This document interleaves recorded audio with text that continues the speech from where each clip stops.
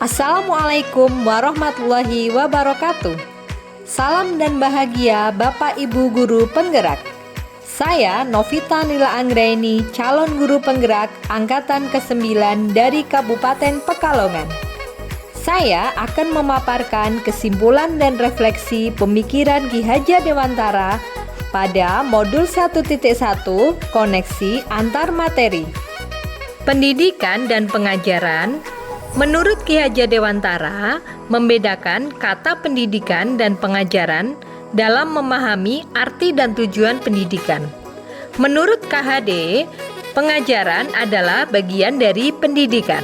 Pendidikan dan pengajaran tidaklah sama.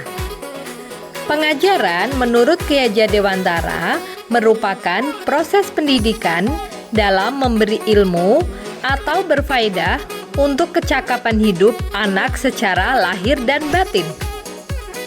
Sedangkan pendidikan menurut Ki Hajar Dewantara memberi tuntunan terhadap segala kekuatan kodrat yang dimiliki anak agar ia mampu mencapai keselamatan dan kebahagiaan yang setinggi-tingginya, baik sebagai seorang manusia maupun sebagai anggota masyarakat.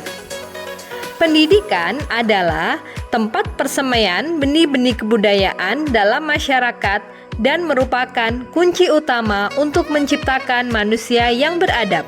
Kemudian, kodrat alam dan kodrat zaman. KHD menjelaskan bahwa dasar pendidikan anak berhubungan dengan kodrat alam dan kodrat zaman. Guru harus mendidik anak-anak dengan cara yang sesuai dengan tuntunan alam dan zamannya sendiri, dengan tetap mengutamakan kearifan lokal, sosial budaya Indonesia. Apa yang Anda percaya tentang murid dan pembelajaran di kelas sebelum mempelajari modul 1.1?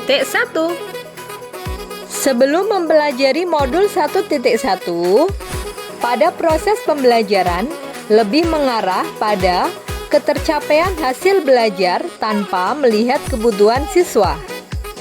Selama ini, pembelajaran lebih memihak pada guru dengan melakukan transfer ilmu pengetahuan layaknya siswa sebagai kertas kosong. Guru memiliki hak penuh terhadap pelaksanaan pembelajaran sehingga suasana kelas kurang komunikatif. Pandangan terhadap siswa hanyalah sebagai objek pembelajaran dengan mengesampingkan sisi humanisnya.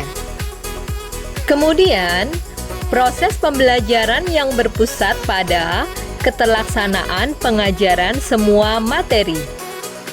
Tujuan pembelajaran tidak disampaikan secara eksplisit sehingga siswa kurang memahami proses pembelajaran. Saya merasa anak-anak tidak perlu terlibat dalam pengambilan keputusan mengenai proses pembelajaran. Apa yang berubah dari pemikiran atau perilaku Anda setelah mempelajari modul ini?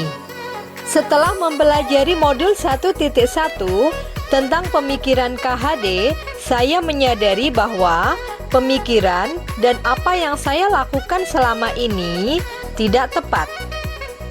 Peran pendidik harusnya sebagai fasilitator yang memberikan ide atau gagasan.